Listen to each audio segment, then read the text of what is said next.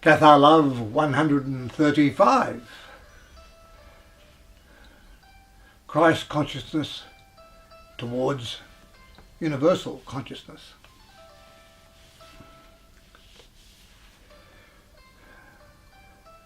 There's very few who haven't heard of Christ, Jesus Christ. The man, the Son of God, others God, others just a man, but a wonderful human being. And then of course there's Christ consciousness, which one hears of in, I suppose, New Age circles, spiritual circles. One hears it more these days. And in simple terms, another way of expressing it is moving towards our higher consciousness.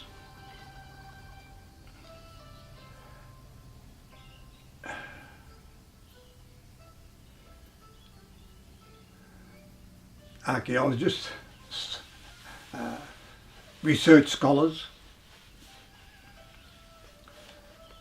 for at least 100 years have been assiduously searching for archaeological evidence, solid evidence about Jesus Christ, the fact that he existed. They're also the same for Moses. There's Jewish archaeologists seriously looking for archaeological evidence of Moses. I mean, even the Egyptians, which put their historical records in stone, have no mention of it historically. And they took the history very seriously of the Jewish presence or exodus from Egypt. And yet, no doubt, something like that did happen. Likewise with Jesus Christ. There's no historian of the day, Scipio, any of those Greek or Roman historians that record anything of Jesus Christ, that he existed. In the Josephus, in the Jewish Antiquities book, which I have, where he puts like a page and a half, if I remember correctly, and that's a lot of writing, because the writing is condensed, about John the Baptist and Herod the Great, and these people are definitely historical figures, and they're spoken about by historians, other historians. Jesus, unfortunately, only gets about 20 odd lines, and they're just put in, and they're obviously they're just interpolations. They're just put into the book at some later date. The styling is not even the same, the style of writing. But that's not just Jesus Christ.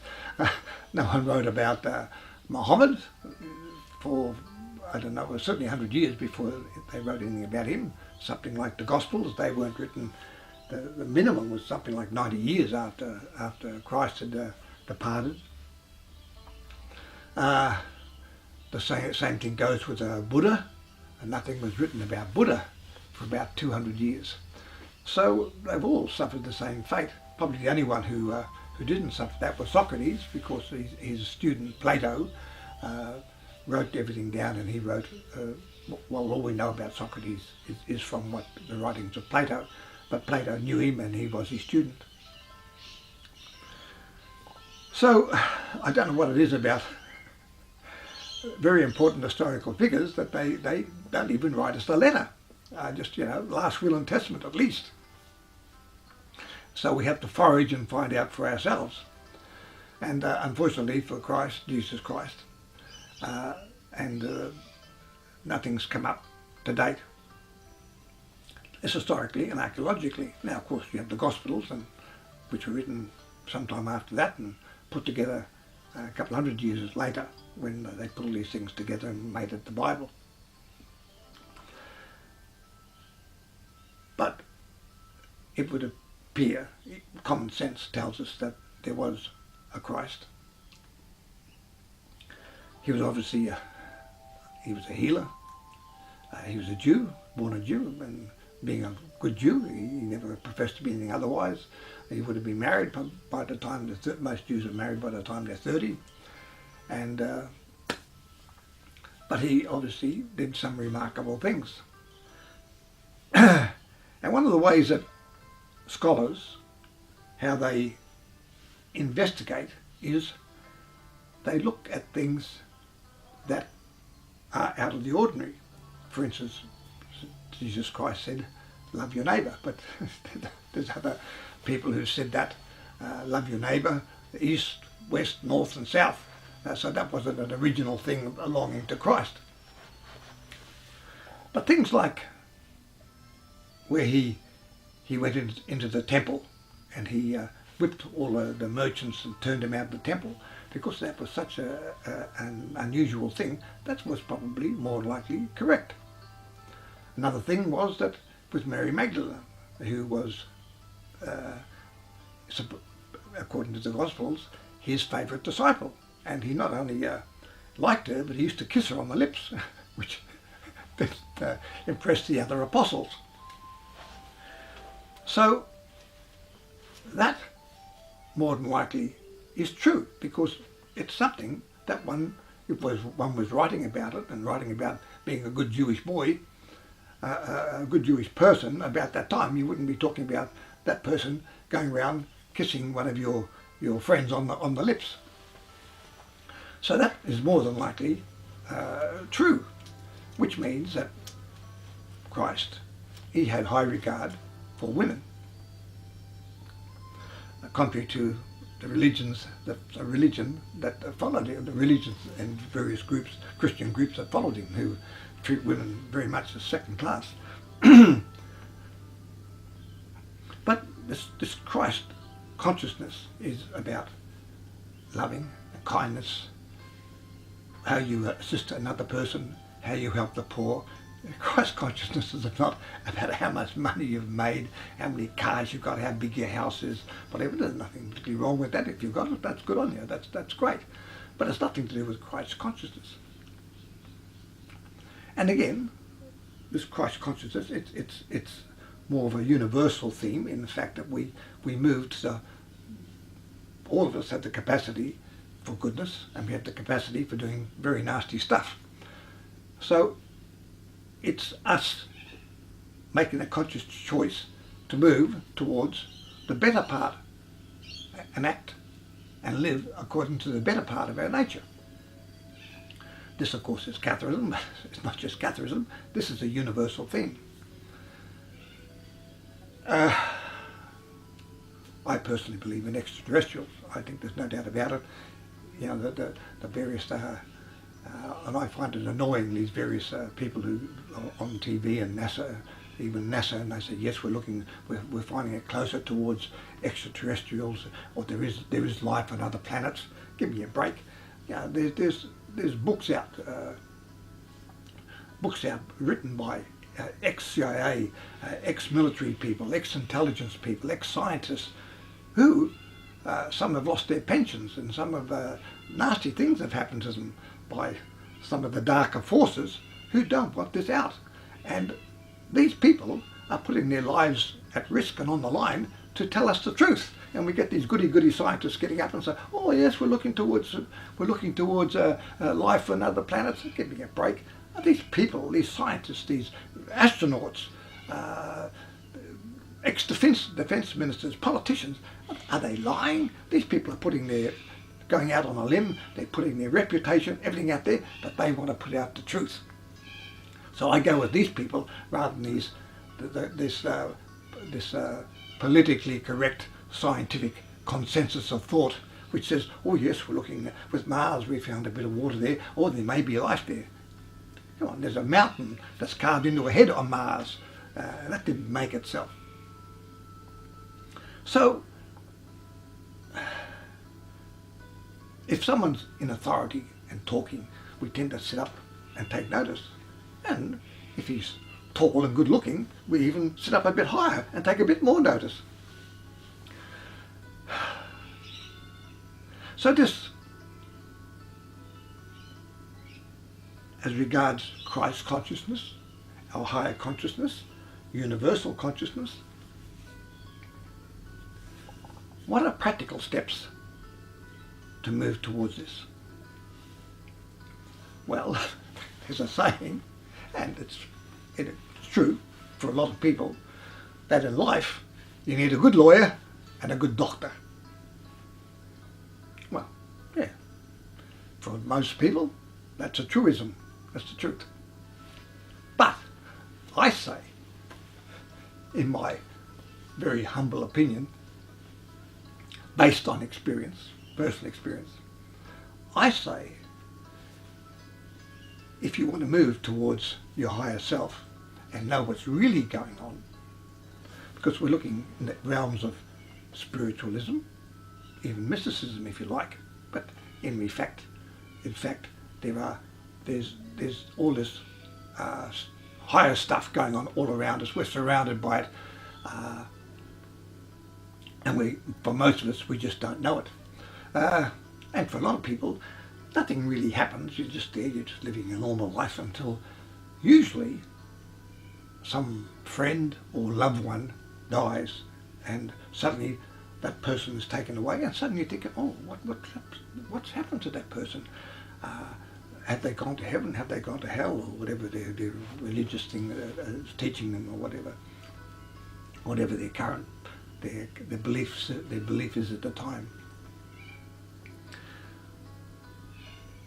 And towards that end, I say, if you could find a good hypnotist who does past life regression,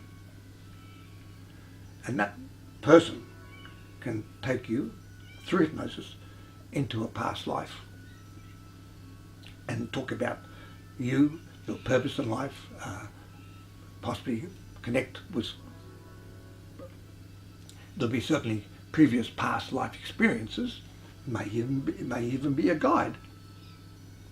Once you've come out of that and you've experienced that once, twice, or whatever time, how many times, but just once, and you suddenly realise, hang on, I've been around here before, because this is so personal, and there's things that happened to you that you know was you, and there's nobody else. The other thing is if you can, please, if you can find a good, and most importantly, genuine spirit medium. Now, a spirit medium, people do the tarot, people read palms, and people do lots of things, but a spirit medium is normally a person who, in that room at the time with you, is people who have departed. Your mother, your father, your favourite aunt, your uncle, your guides, all these people. They may not come at the same time. And I had a wonderful spirit medium. Her name was Susie. Unfortunately, I used to see her every couple of years. Sometimes it was a 3-year gap. But I saw her on about 6 occasions over about 15 years. And my mother was always there. My mother and father were always there. My personal guide, Raider de Monsfort, was always there. And at other times, other people popped in. And of course, various people who died, aunts, uncles, and good friends, they also arrived on the scene. And the point is about a spirit medium, he's looking at them, he's seeing them, and he's describing that person, and they're in the room. And there may be animals as well. These people are worth their weight in gold, because you walk away, and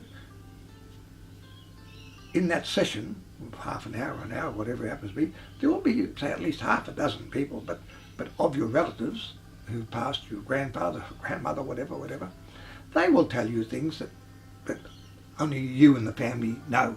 He's looking at them, he's seeing them, he's talking to them, and they talk to you in the same manner and with the same expressions that they did in real life, which that spirit medium wouldn't have a clue about.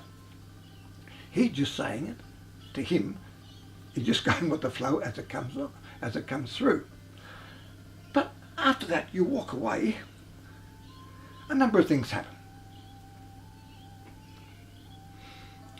You suddenly realise that most of the religions, what they're talking about, is so much balderdash. They're to control you. The heaven, the devil, this, angels floating around, salvation, damnation. There's your family. There's just a curtain in between you. They're talking. No one's suffering. No one's having a hard time. They're perfectly fine. If they have a problem, it's us. They're worried about how we're getting on with our lives, how we're having our hard times. They're doing their damnedest in their own way with their limited resources to assist us and help us. And so it happens. I've talked about before, like we seem to go around with a bowl of sadness, that's all leading lives of quite desperation. But we also carry these rocks around, and these rocks are we don't have them as a child. They're laid on us by our family, by our culture, by our traditions, by our religion, and they're all this stuff that they load on you. So we're carrying them around day by day by day, and because we're carrying them day by day, that's just part of our life. But what happens? People like this, if you do a past life regression, it's taken away a rock. Oh, God, that one's gone. Oh, my God, I've been here before. Oh, I've been here many times before. Oh, wow, wow, wow. And I'll be here again in the future when I die. This is not the end. Oh, this rock, this massive rock you're carrying around there is taken away. You go to a spirit medium. You get these wonderful messages, humour, things that happen. And another rock is lifted from your shoulders and taken away. And you go, where's this hell? Where's this fire and brimstone that the Bible talks about, or the Quran or whatever? It's just not there. These people are just the same as if they're in the room, having a cup of tea or a cup of coffee like they were before, and talking in the same manner. And so, last week, I saw a medium in Sydney, and I hadn't seen a medium for about 4 or 5 years since Susie left and retired and went to another state. And I was recommended by a good friend of mine.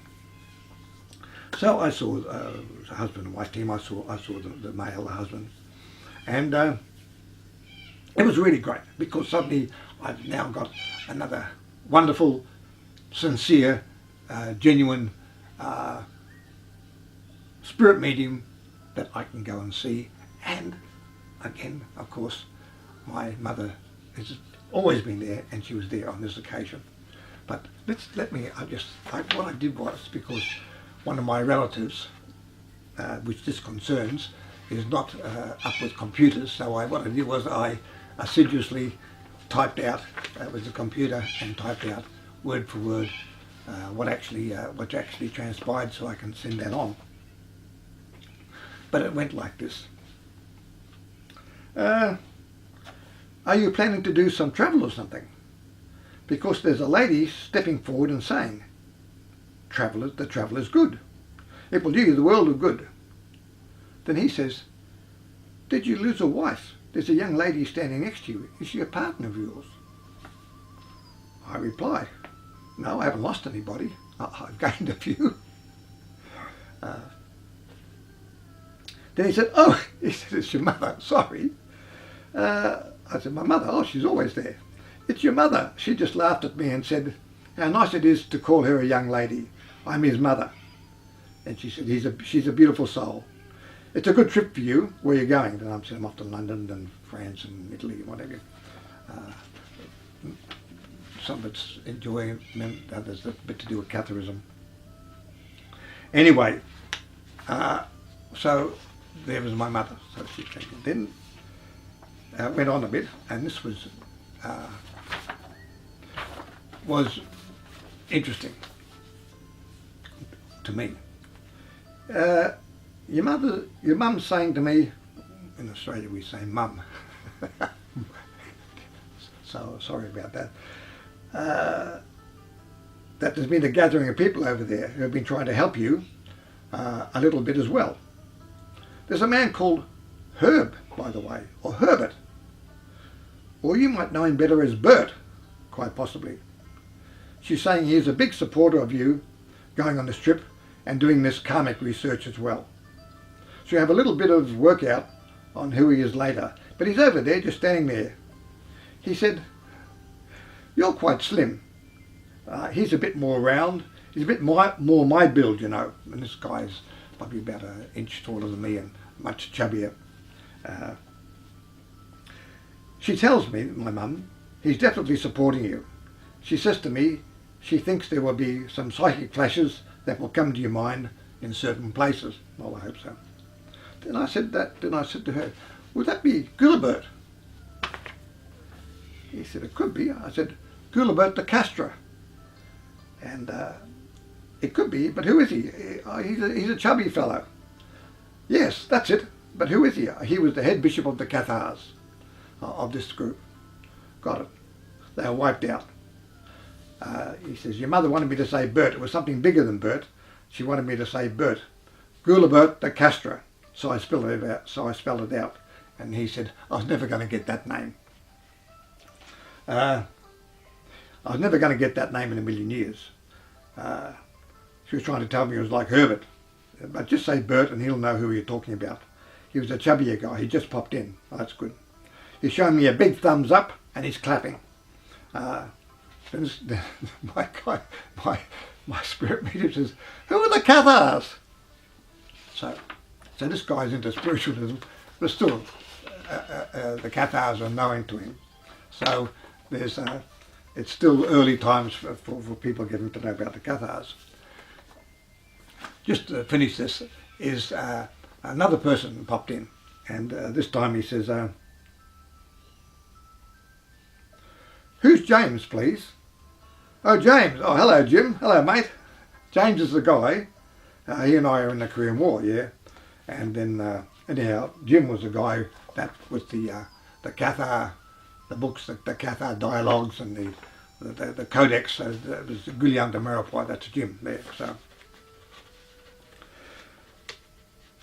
but I'm saying this because it was wonderful to hear from him again.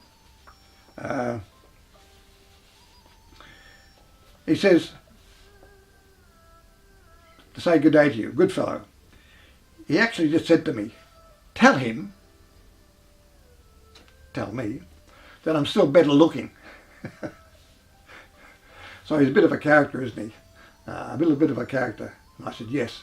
But I said, you tell him, he's still telling lies. But he used to always say, well, I'm better looking than you. I disagree. So what I'm saying is, he's the guy expressing himself just as he did when he was alive, telling me that he's better looking than me, when clearly he wasn't. But anyway. But you've got the idea. So it's not some spooky, worrying situation. It's just this conversation that we would have in real life, in real time. But what this does is, this unloads all this stuff, this weight we carry around with us. No longer do you think, heaven, hell, this just disappears. You know there's a world of spirit. You know our family are there, your relatives are there, your friends are there, your enemies are there, whatever. They're all there. And in my case,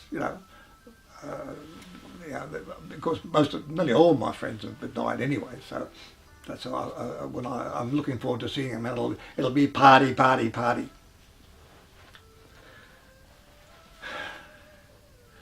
But this, in practical terms, in real terms, this takes you away from the manacles and the strictures and the doctrines and the rules and the commandments of various religions, and frees you up, and you realise, hey, there's no big deal. And none of these people are saying, oh gee, when I died it was terrible, oh the pain I went through. They're not saying they're being hassled. They're not talking about the day of judgment, any of that stuff. their concern, if there is a concern, it's for us and how we're getting on with our lives. So I believe that these are things that we can do. These, now obviously, depending where you live, you might be in a small village, you might be in a big town.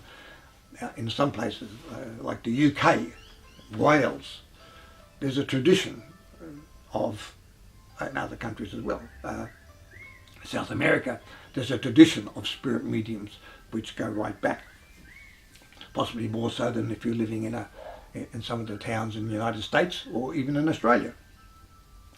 They're a bit scarcer, but they are there, and if one wants to move and towards Christ consciousness, towards our higher self, towards a universal consciousness, that's not just for us on earth, it's for everybody in the entire cosmos. To be kind, kindness, courage, tolerance, empathy, goodness, these are universal characteristics. And it doesn't matter whether you're on planet Mars or planet Earth or wherever you are, these things are still relevant. But what we see is so much, there's books written about it, but it's very hard for a lot of people to say, okay, that's fine, I'm interested, but how do I move along this path? How do I start? How do I commence? I'd like to do it.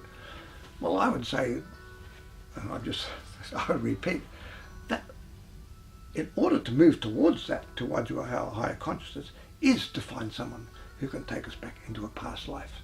You can go to see a spirit medium. And if you haven't done these things before, it takes courage.